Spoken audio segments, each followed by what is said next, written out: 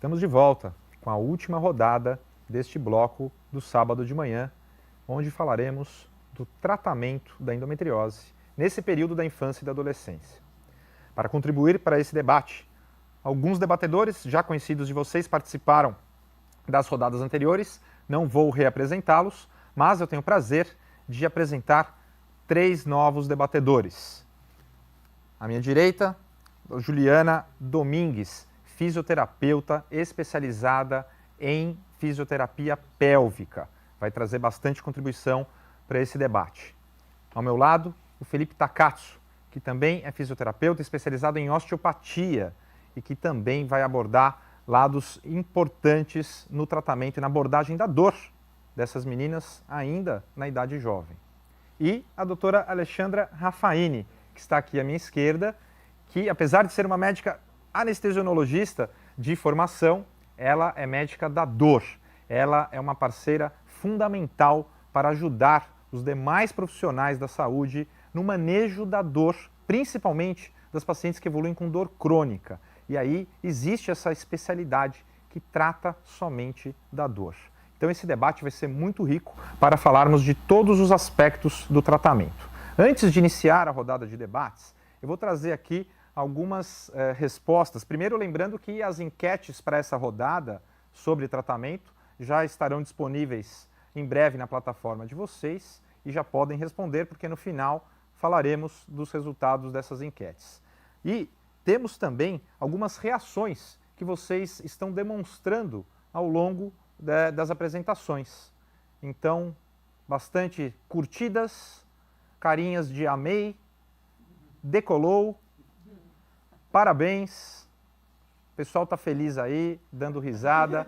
Então, esses também são os nossos sentimentos aqui do lado de cá, com certeza, sabendo que vocês estão podendo nos acompanhar e aproveitar esses debates. E sabemos que quanto mais precoce tratamos uma doença crônica, menores as chances de sequelas futuras.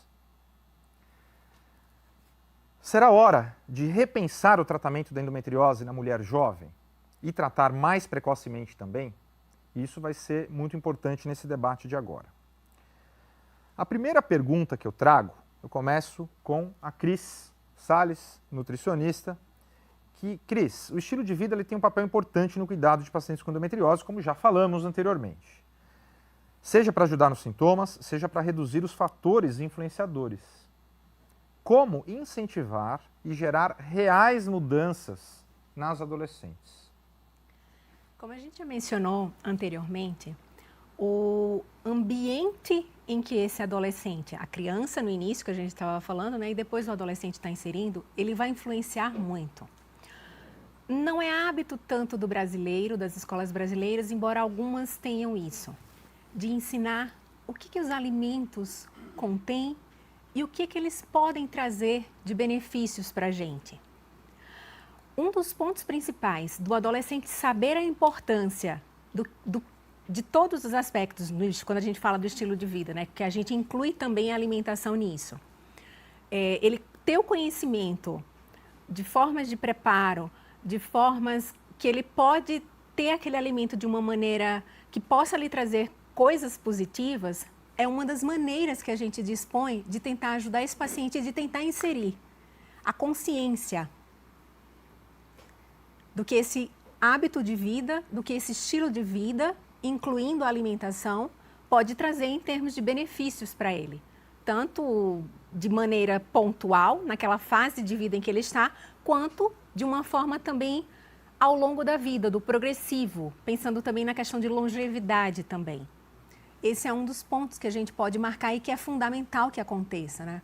Fora, principalmente, inclusive dependendo de formas de educação, que tem algumas escolas, elas introduzem disciplinas específicas sobre culinária ou alimentação. E é um momento que a gente está ali introduzindo aquela criança, tanto inserindo ele no meio, também no meio familiar, que ele, de alguma forma, ele tem algum contato com o alimento em formas de preparo, né? Que ele pode começar desde a criança mesmo, não precisa estar na adolescência. E na escola também isso pode ser introduzido de uma maneira dele conhecer como é que ele pode se beneficiar a partir da alimentação, que é a base nossa. Ou seja, A gente não sobrevive. Falando aí de duas palavras que a gente repetiu muitas vezes hoje, né? Conscientização e educação. Exato. Né? É o princípio de tudo. Também tem para falar? A Ju vai adicionar. Vamos lá.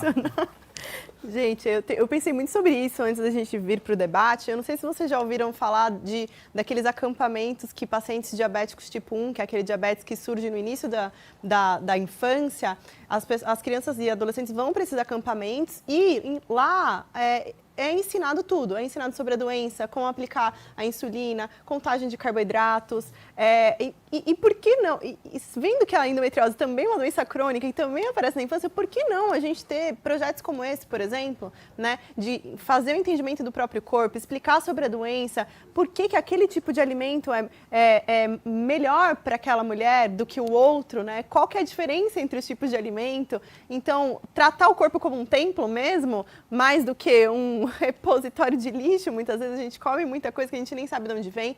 Então, eu acho que esse processo de conscientização passa muito por a gente ressignificar a doença como um todo, né? Entender que a doença é crônica, entender que a doença vai ter que ser conduzida da infância até a menopausa, que é o que a gente vai falar hoje. Então, acho que é muito do que a Cris trouxe também. E quem sabe onde a gente não desenvolve um projeto assim, né?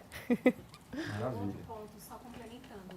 No aspecto da alimentação, a gente pensando, como a Ju estava comentando, do diabetes tipo 1, né, a introdução, a gente deve pensar não só no aspecto da endometriose, mas de outras doenças também que podem ser desencadeadas por conta dessa alimentação, como, por exemplo, a obesidade, que a gente tem uma alta prevalência e crescente principalmente nessa faixa etária.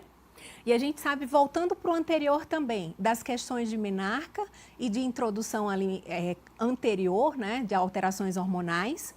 Um dos fatores que pode desencadear essa alteração hormonal e predispor a maior dor, inclusive na paciente com endometriose, é a obesidade. Porque se fala muito da questão do estradiol, do estrógeno, produzido pelos ovários.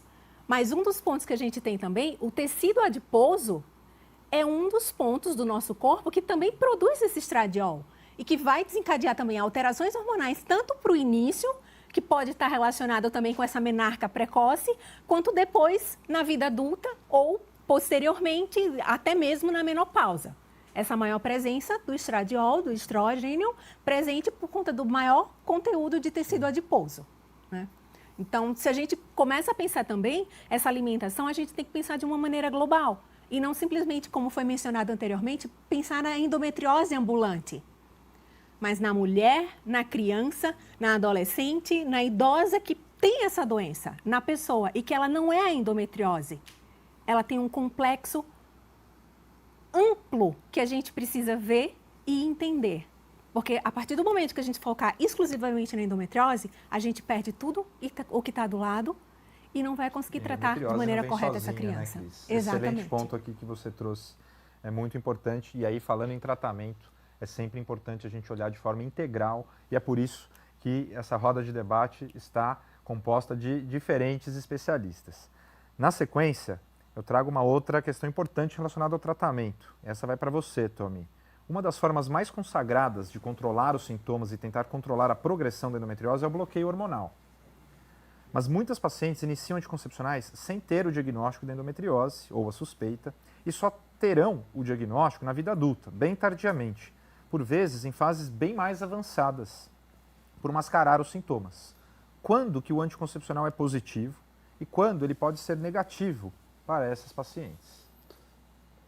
Muito bem, gente. Bom, o anticoncepcional é realmente uma das formas mais consagradas aí no controle de sintomas e tentativa de controle de progressão da doença, né? E realmente ele tem esse papel de fato, só que acho que a maioria das pacientes, inclusive dos médicos ginecologistas, não passam isso com esse intuito. Passam assim, você tem muita cólica, então vou te dar um anticoncepcional para melhorar a cólica, sem entender o porquê da cólica, né? Acho que aí está um grande risco, né, da paciente falar assim, eu tomei anticoncepcional, então estou tratando o problema. Na verdade, está controlando os sintomas, tá? Acho que então o grande risco é mascarar esses sintomas, mas não é mascarar simplesmente, não é uma coisa negativa, porque a gente melhora a qualidade de vida dessas pacientes, mas melhorar a qualidade de vida sem saber a causa e deixar essa paciente sem diagnóstico ao longo de vários anos, aí sim acho que é um ponto negativo.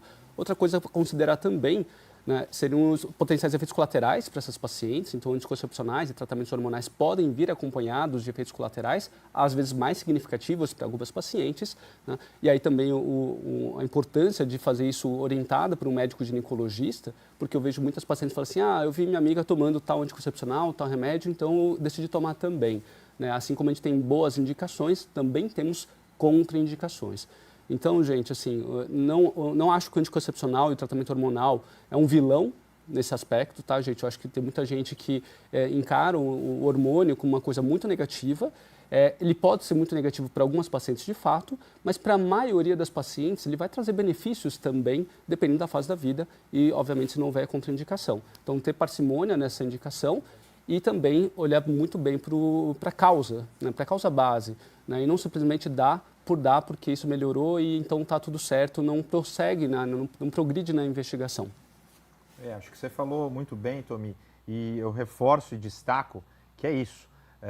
O importante, e principalmente falando agora dessa fase que a gente está tratando aqui, que é a fase do início da vida da mulher, na fase da adolescência, onde a menstruação inicia e esses sintomas podem ser muito intensos, que sim, a gente muitas vezes vai ter como a primeira opção oferecer este bloqueio hormonal, mas é importante que estejamos pensando no diagnóstico da endometriose ou que façamos as investigações necessárias, os exames necessários. Por vezes não teremos essa resposta de imediato, mas é o tipo de paciente que ela vai permanecer no acompanhamento, no segmento com o ginecologista com este sinal de alerta. Ela usa anticoncepcional que pode deixar de atrapalhar na escolaridade, que vai ajudá-la a não perder aulas, provas, a concluir seus estudos, porque ela vai ficar sem dor. E neste caso, não devemos encarar como apenas mascarar e não saber o que estamos fazendo. Sim, estamos controlando, não tratando de forma completa se realmente esta jovem, adolescente, tiver endometriose. Então, ele tem um papel importante e, na maior parte das vezes, é justamente nessa faixa etária que a gente vai precisar utilizar. E, obviamente, ponderar para aquelas que têm muitos efeitos colaterais algumas alternativas. E que isso não exclua a educação sobre a doença, claro, que é o que o Tomeu e o Gil estavam falando, e menos ainda que isso não exclua a possibilidade da paciente escolher, né? Ter a escolha frente às opções terapêuticas. Eu acho que é isso o mais importante, porque o que a gente vê, muita paciente vem, às vezes não sabe por que está usando, né? Não sabe quando começou, não sabe o que está usando, melhorou os sintomas, mas não sabe todo o resto. Exatamente. Isso se soma ao estilo de vida, tá, Sim. gente? Ele não é substituto, Com certeza. né? O estilo de vida é a base, o tratamento hormonal pode ser uma complementação a esse controle e, eventualmente, depois outros tratamentos, tá? Só dar um ganchinho em relação à parte de alimentação. Gente, boa parte dos hormônios femininos são metabolizados e eliminados no intestino, de fato, né? Então, a alimentação conta com isso também, não só com a produção de estrogênios, estrona, principalmente da gordura corporal, mas também o intestino saudável, com uma alimentação saudável, ajuda a eliminar o excesso de estrogênio também, tá? Então, tem muitas formas em que a alimentação impacta positivamente no controle de sintomas e também pode impactar na progressão da doença. Perfeito. Excelente. Excelente. E o exemplo também, que acho que só para finalizar essa parte a gente não citou, né? A gente citou no bloco anterior, mas o quanto o exemplo é importante para conseguir trazer esses hábitos para essas meninas. Então, ainda mais se as mães ou tias ou irmãs já têm endometriose, ainda mais, né? Então, é algo que tem que ser aí amplamente trabalhado em conjunto. Não adianta a gente falar e não fazer. Perfeito. Eu vou partir para a próxima questão, que é uma pergunta que vai envolver aqui resposta dos 3 profissionais que lidam com dor. Da Ju, fisioterapeuta, do Fê, osteopata e da Alexandra, medicina da dor. Mas antes, quero lembrar para vocês da audiência que as enquetes estão abertas e em breve elas vão se encerrar para que a gente possa, no final dessa rodada, debater sobre esses resultados. Então lembrem-se de responder as enquetes. E essa pergunta, cada um vai responder focado aí na sua área de atuação, é justamente a seguinte: a dor é um dos principais sintomas da endometriose, independente da fase da vida da mulher. Quando a dor se torna crônica, é um desafio ainda maior tratar ou às vezes até controlar a dor crônica. Bom, sabendo que muitas pacientes com endometriose já têm sintomas de dor desde a adolescência, qual a relevância do tratamento nessa fase da vida pensando justamente para o futuro dessas mulheres que ainda vão entrar à fase adulta. Então, eu vou começar com a Ju, falando da importância do que a fisioterapia pélvica pode agregar nessas pacientes. Depois o Fê traz a osteopatia e, por fim, a Alexandra fala sobre o papel e a importância da medicina da dor. Então tá bom, eu acho que então para a gente começar falando da importância da fisioterapia pélvica para o tratamento da mulher com endometriose, é importante a gente saber que os músculos que estabilizam essa pelve, tá? Abdômen, parte interna da coxa, glúteo e lombar e os músculos do assoalho pélvico são os músculos que vão estar respondendo quando a gente tem dor pélvica. Então é por isso que é importante a gente trabalhar com toda a mobilidade dessa região, trabalhar com o alongamento dessa musculatura, porque quando a gente tem dor, o que a gente faz? Eu sinto dor, o meu corpo responde à dor e a gente se fecha. E aí eu tenho todo esse conjunto de músculos que começam a adotar uma postura tensional, uma postura que não é normal, e isso acaba tornando um ciclo vicioso, porque eu tenho dor, meu músculo todo responde à dor, o corpo tenta combater essa contração sustentada que não é normal, isso piora a dor. Então a gente tem um ciclo que precisa ser quebrado. Então a importância da fisioterapia pélvica, falando do tratamento, é justamente de mobilizar todo esse componente muscular que vai responder quando o adolescente tem muita cólica, quando isso se torna repetido, né, várias vezes e acaba cronificando tudo isso. A gente tem um músculo que está adaptado a uma postura tensa e que isso vai ser mais uma fonte geradora de dor para o cérebro. Então é muito importante que a gente mobilize e que a gente trate essa dor muscular, porque isso vai gerar alterações posturais, articulares, e quanto mais tempo de dor, realmente é mais difícil a gente tratá-la na frente. Então é fundamental que a gente tenha aí a orientação para essas meninas, e aí a atividade física também, que a gente vai estar conversando depois, vem com um papel fundamental, pensando em que o músculo precisa de movimento, e a gente precisa dar mobilidade a toda essa musculatura que responde à dor pélvica crônica, para com que a gente consiga mudar aí esse padrão de tensão que vai ser um estímulo de dor. Perfeito. Fê, o que você complementa? Perfeito. Não, complementando, então, né, Gil? Explicar um pouquinho sobre a osteopatia, né? Assim, um breve resumo, a gente vai buscar locais do corpo em que há perda de mobilidade, tá? Então, isso pode acontecer, né, pessoal? A gente já entende, né, aqui com essas explicações aqui brilhantes dos colegas, né, que é necessário que haja uma liberdade de movimento aqui em todas as estruturas da pelve. A doutora Juliana aqui também comentou, não só os músculos se movimentam, mas também os órgãos também precisam se movimentar. Todas as estruturas aqui precisam ter uma liberdade para poder funcionar de forma adequada. E a gente vive agora num momento em que os adolescentes, por exemplo, eu acho que é isso, né? Em casa eu tenho um quase ali, né, que ficam muito no computador, fala, vamos lá fazer um esporte, vamos correr um pouquinho, e é sempre uma grande dificuldade tirar o adolescente, né, para se movimentar. Isso é um grande desafio, né? Não que seja um problema você ficar no computador, o grande problema é a permanência desse estímulo por muito tempo, né? Então hoje a tendência é que a gente tenha, já com o diagnóstico da endometriose, que eu já vou gerar essas perdas de movimento, somado ainda o ambiente em que eu não me movimento muito, isso começa a prejudicar cada vez mais, né? Então, na adolescência é super importante a gente, de alguma forma, buscar esses estímulos, né, de movimentação.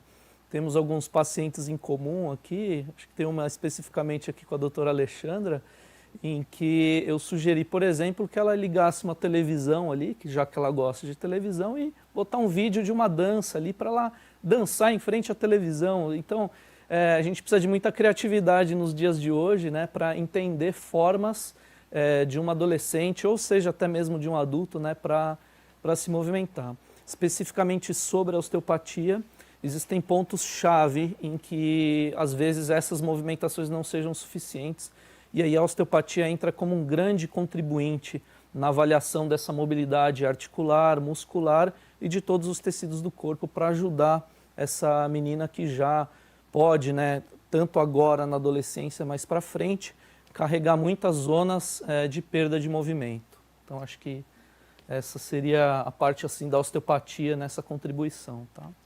Deixa eu Perfeito, complementar. Até o excelente. que o Felipe falou, que é interessante, a gente vivenciou muito essa questão da pandemia e eu passei por pacientes que são adolescentes e que ficavam só assistindo aula online. Então, ficavam na cama, essa falta de mobilidade, de ficar sentada. E aí, até agora, no retorno, são pacientes que não querem voltar, por exemplo, a fazer educação física. Porque elas são totalmente desestimuladas e perderam resistência. E o Fê falou uma coisa bacana de colocar para dançar. Bom, eu adoro dança, eu sempre incluo isso nas terapias, eu sou suspeita. Mas uma dica que eu dei para essas adolescentes que forem assistir aula online, por exemplo, em vez de ficar sentada na cadeira ou deitada na cama, por exemplo, ficar sentada em cima de uma bola de pilates. E aí vai mexendo a pelve, não fica na mesma posição. Então, a pandemia veio para agravar muito isso, né? Pensando nas adolescentes que acabaram ficando totalmente largadas assistindo aula online. Eu tenho adolescentes em casa, então eu sei que a postura é bem essa. Então, a gente teve uma piora aí do quadro de toda essa dor muscular também. Sem dúvida. Perfeito, excelente. E aí, Alexa, e quando essa dor não se resolve, fez tratamento com fisioterapia, osteopatia, mexeu na mobilidade, mas a paciente persiste com dor crônica, está medicada e está com dor. Essa paciente chega para você. É super importante, né, essa questão que vocês estão trazendo aqui para a discussão. E voltando um pouquinho para falar sobre a importância do tratamento, enxergar essa paciente desde a adolescência, uma mudança de conceito que aconteceu em 2020 na publicação, né, do Guideline de Endometriose, em que passou a ver essa menina, essa adolescente que tem dores cíclicas, né, tem dores na ovulação ou na menstruação, mas que não tem dor constante, que na realidade é a primeira manifestação, né, da doença. Essa menina, ela passou, esse conceito ele mudou porque ele passou a enxergar essa pessoa, essa adolescente, que sente dor, não de uma maneira contínua, mas somente na menstruação ou na ovulação, em momentos do ciclo menstrual, se essa dor ela causasse alterações no estilo de vida dela, ela faltasse na aula, não conseguisse trabalhar, precisasse ir ao pronto-socorro, tomar medicações mais fortes, já se caracterizava como uma dor crônica. E é muito importante, foi muito importante essa mudança, porque a partir daí a gente passa a enxergar essa adolescente como alguém que precisa de um tratamento. E a gente para de normalizar essa dor como se fosse uma dor normal, uma cólica menstrual normal, e enxergar essa pessoa como uma pessoa que precisa de ajuda, precisa de um diagnóstico, precisa de um tratamento correto, e não só tratamentos específicos de resgate na hora que ela tem a dor. Essa foi uma mudança conceitual que eu acho que foi muito importante para o ginecologista geral também e para os familiares que convivem com essa adolescente e enxergarem, valorizarem sim a queixa dela. E por que é tão importante a gente começar a enxergar essa menina que sofre de dor nesses períodos na menstruação, por exemplo? Porque esse estímulo todos os meses de uma dor intensa acaba desencadeando um outro problema, que é alterando a via de transmissão que conduz o estímulo doloroso até o cérebro. A gente acaba tendo uma hiperexcitabilidade, esses neurônios eles ficam hiperexcitáveis e eles começam a sentir outros estímulos que não são dolorosos, como dor. E aí passa a ter transformações, como por exemplo, a dor ela começa a se ampliar. Então, quando no início ela tem uma dor apenas na pelve, ela passa a ter uma dor mais abdominal geral, passa a ser lombar, passa a ter dor também para as pernas. Além disso, estímulos que antes não causavam dor, como a calça jeans, alguma coisa mais apertada, comprimindo levemente o abdômen, passam a ser desconfortáveis. A calcinha, às vezes, passa a ficar desconfortável. Então, vocês percebem que antes um sintoma, que ele era um pouquinho mais concentrado e menos intenso, pelo simples fato de não ter sido tratado corretamente, ele se amplia em área e intensidade. E aí passa a ser mais difícil de tratar. Além de acabar também desenvolvendo todos esses componentes musculares que a Ju e o Felipe falaram aqui pra gente. Então, o mais importante que eu vejo disso é a gente dar um passinho para trás e enxergar essa menina de uma maneira diferente, valorizar a queixa dela. Isso é muito difícil na adolescente, porque frequentemente os pais, o professor, os amigos acham que essa dor é o motivo para faltar na escola, acham que está tendo um ganho secundário. E sem esquecer que é uma população, um período da vida, né? Então a gente sabe que nesse período da adolescência, até adulto jovem, é um período que, quando exposto a medicações opioides mal prescritas, tem um risco maior de vício. Então, não que a gente não deve tratar, a gente deve tratar, mas de uma maneira correta. Então, evitando as crises, tratando a doença, e nas crises essa medicação tem que ser prescrita de uma maneira bem consciente. Acho que você trouxe um ponto fundamental aí, porque essa mudança ela vai impactar, na verdade, o posicionamento do profissional médico, né? E na definição de dor crônica, a dor cíclica não estava presente. Na verdade, na definição falava que devia se excluir a dor cíclica, né? E hoje não. Entendemos que isso faz parte de um quadro de dor crônica numa situação como essa. E aí, Ju, você que está aqui já ansiosa para falar, dando sequência, que a gente está corridíssimo com o tempo, sempre que uma paciente tem indicação de tratar a endometriose por cirurgia, gera uma grande preocupação. Você sabe dizer muito bem a respeito disso. Mas quando se trata de adolescentes, essa preocupação deve ser muito maior. Não só da menina, mas dos pais. Afinal, quão segura e quão arriscada é uma cirurgia nessa fase? Sucinta. Eu acredito que toda cirurgia bem indicada e feita por profissionais adequados é segura. Tá? Então, acho que esse é o principal ponto que a gente precisa trazer aqui. Desde que a paciente tenha passado pelo processo de diagnóstico adequado, tratamento clínico que não melhorou e ela tem indicação cirúrgica, a indicação cirúrgica precisa, a cirurgia precisa ser feita de maneira adequada, resolutiva e por profissionais capacitados. Tá? Então, eu acredito que sim, é seguro, desde que seja feito sob essas condições. Tomil quer complementar? Gostaria sim, acho que trazendo aquele debate, né, se esses pacientes adolescentes que estão estabelecendo um quadro de dor crônica, se a gente devia mudar um pouquinho o paradigma do tratamento da endometriose, por quê? Tradicionalmente, a gente sempre ouve assim, a gente sempre tenta com o estilo de vida, que estilo de vida geralmente nem entrava no aspecto de tratamento das pacientes, né? Hoje está entrando, principalmente nos guidelines mais recentes, depois tratamentos clínicos, para aí sim, quando a paciente não está aguentando mais, está num estágio severo, a gente vai pensar na cirurgia. Mas às vezes esses pacientes já chegam no estágio que passou daquele ponto, né? Que aí mesmo fazendo a cirurgia, a paciente persiste com dor por essa sensibilização, né, das vias neurais aí. Né? E aí fica muito mais difícil desfazer uma dor miofacial, uma dor muscular com a fisioterapeuta pélvica, com o osteopata, porque cria-se aquela memória dolorosa, né? E aí vem a reflexão, né? Eu queria trazer essa reflexão. Será que a gente está indicando de menos, às vezes, alguns tratamentos nos pacientes que precisariam naquele momento de uma cirurgia um pouco mais incisiva? Porque até nessas pacientes mais jovens, geralmente a endometriose está numa fase mais inicial também da doença. Ou seja, as cirurgias não costumam ser tão extensas, né, e de tantos riscos assim nessa faixa etária. Lógico que a gente sempre vai ponderar, tá, gente? Acho que não é para considerar sair operando todo mundo por conta disso, mas tentar ligar aquela régua assim, até onde que é plausível segurar o tratamento em termos medicamentosos antes de considerar um tratamento cirúrgico, visto que o tratamento cirúrgico é sim um dos tratamentos que tem melhor benefício aí em todos os principais indicadores de qualidade de vida, contanto que também seja realizado de forma adequada. Né? Então, acho que é um debate super rico isso só mesmo. Para complementar, as lesões de endometriose vistas no intraoperatório na paciente mais jovem, na infância e na adolescência, são um pouquinho diferentes das pacientes adultas. Então, normalmente elas não são profundas, elas são mais superficiais, são lesões um pouco mais avermelhadas, às vezes com vesículas. Então, a equipe precisa estar preparada e ser capacitada para tratar essas pacientes adequadamente dentro da cirurgia e retirar essas lesões, né? Não é incomum a gente ver pacientes que jovens já foram operadas e que têm doença, porque muitas vezes foram equipes não especializadas e acaba deixando aquela lesão que não parece para quem não conhece, né? Então, mais ainda, eu acho importante a gente trazer esse ponto. Olha só, eu preciso só fazer um breve comentário, que é o seguinte, eu tinha mais duas perguntas-chave para trazer para vocês, e o tempo a gente já está super estourado, e eu vi que a Alexa levantou a mão. Mas o curioso, e não foi combinado, porque só eu estou com o programa aqui na mão, o meu amigo Tomil, ele simplesmente respondeu a pergunta que eu ia fazer para ele, que era a pergunta número 5, do ponto de equilíbrio e dessa mudança. Então, ele foi adivinho aqui, porque ele sabia o que eu ia perguntar, ele me interrompeu respondendo antes de eu trazer a pergunta. Já pulamos a pergunta 5. Alinhamento.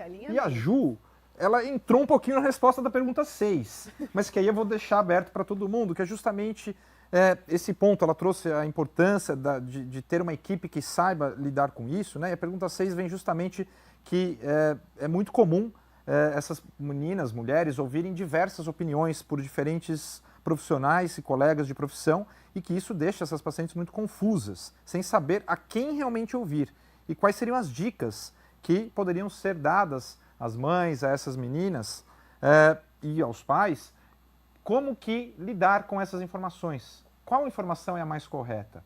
Então, se quiserem acrescentar, eu vou deixar um espaço para a Alexa trazer algum complemento da discussão anterior. Às vezes a gente, muitos procuram uma resposta mágica, operar ou não operar adolescente, mas mais do que isso, diagnosticar essa adolescente tendo ou não endometriose e acompanhá-la e dividir com ela a decisão e com a família. Então, aí a gente parte de novo da importância do diagnóstico correto, avaliar os sintomas, considerar os sintomas, investigar, fazer o diagnóstico e a partir daí vai ser uma decisão em conjunto com a família, com a mãe, com o adolescente, com os pais.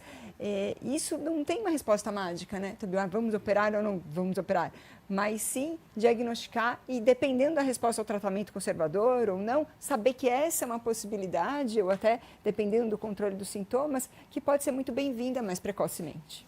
Até porque a cirurgia sozinha, igual a gente está falando, não resolve nada, Então, ou resolve um pouco e não resolve 100% do problema. Então, a gente precisa trabalhar em conjunto, Não adianta a gente operar pacientes que têm dor crônica, sensibilização central, sem tratar isso. Não adianta operar pacientes com componentes miofaciais, sem tratar isso. Não adianta a paciente operar e não ter o ajuste do estilo de vida.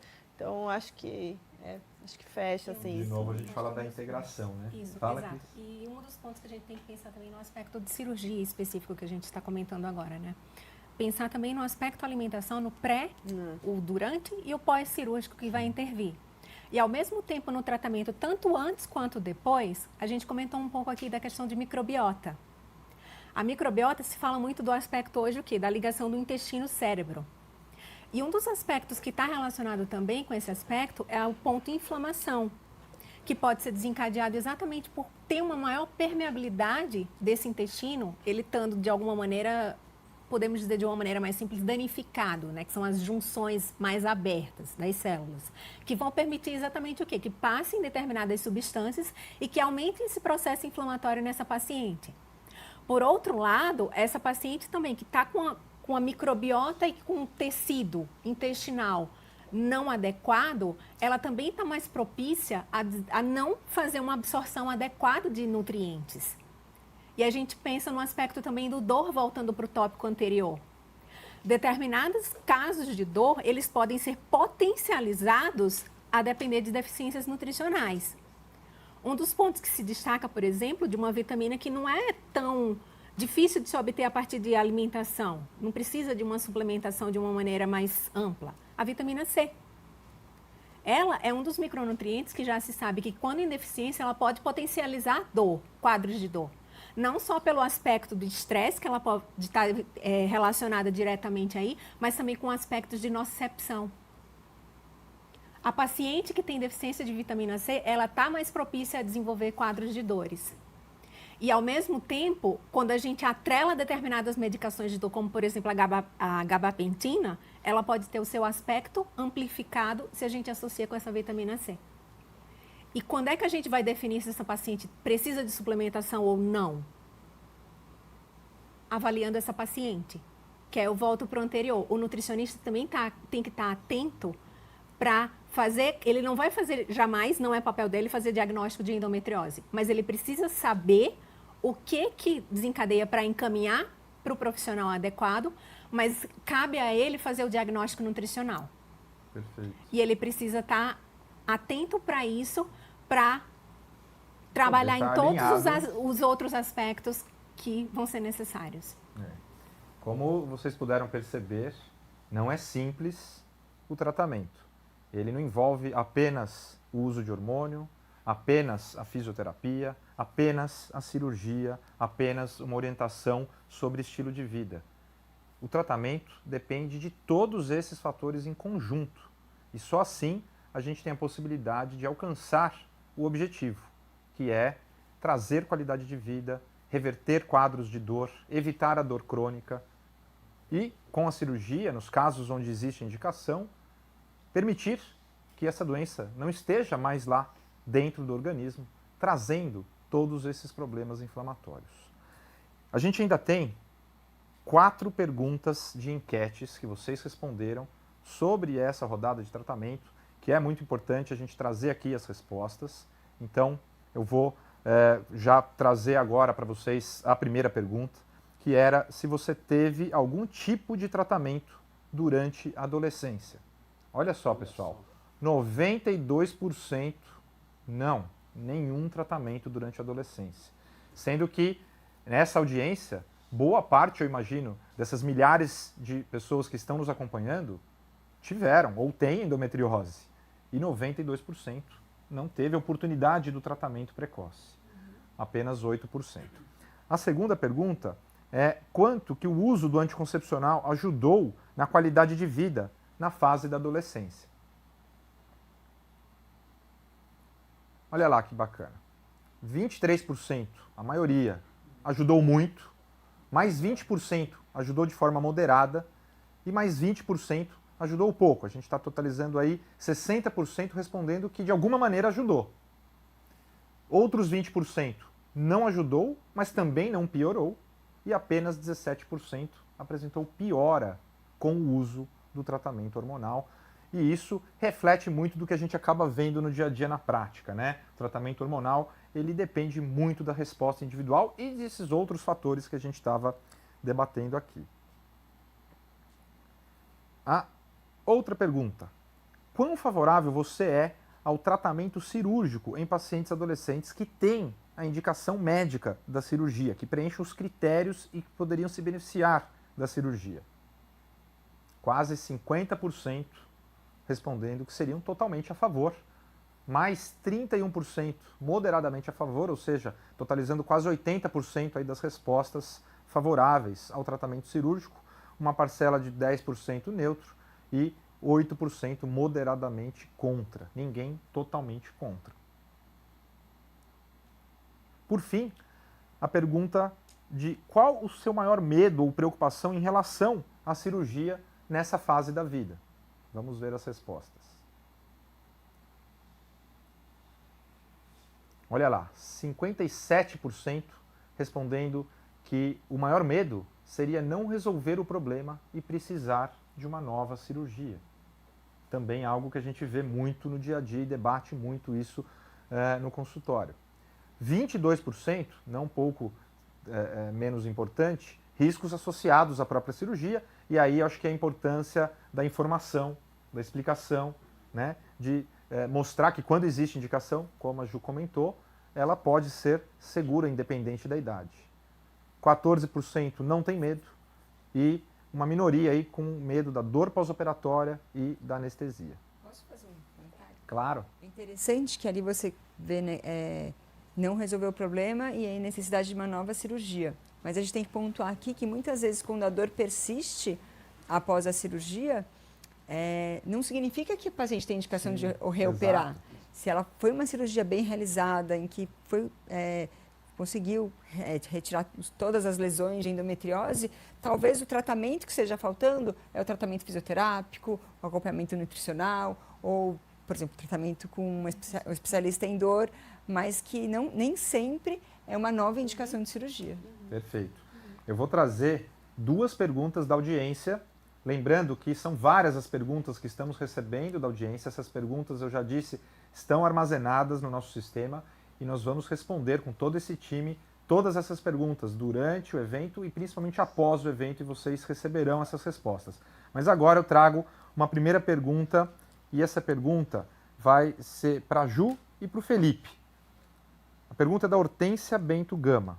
Gostaria de saber se o excesso de musculação, carregar peso, prejudica na endometriose.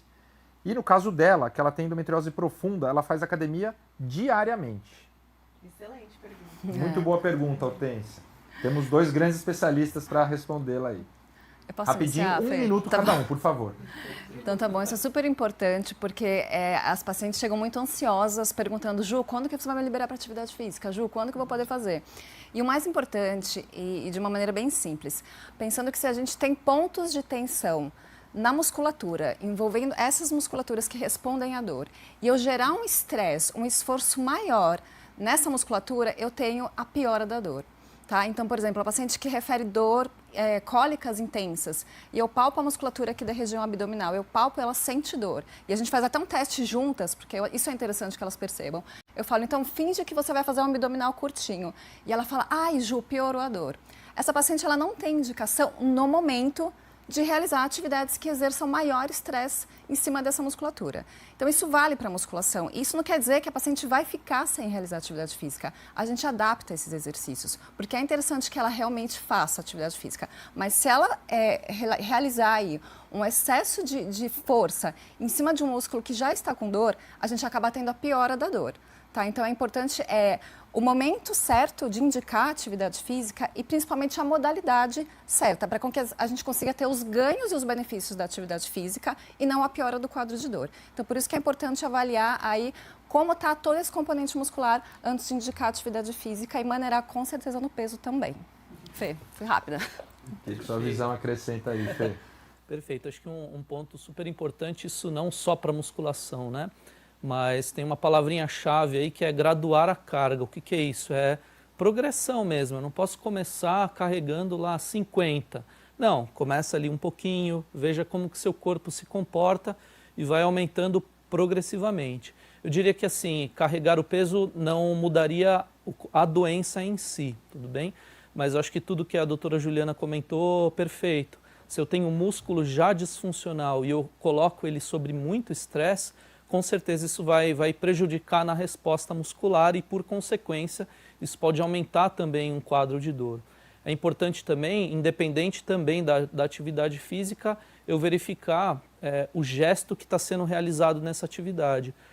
Voltando lá à minha resposta anterior, né, se eu tenho, por exemplo, uma zona que não se move tão bem, numa execução de uma atividade específica em que essa carga deveria ser dividida entre todas as estruturas do corpo, isso pode estar acontecendo, sobrecarregando algumas áreas especificamente, isso aumentar ainda mais a dor. Tá? Então, eu diria que a musculação seria um efeito indireto sobre a doença, mas com certeza isso poderia piorar. Né? Na dor. Cuidado com a carga aí, hein, Hortência?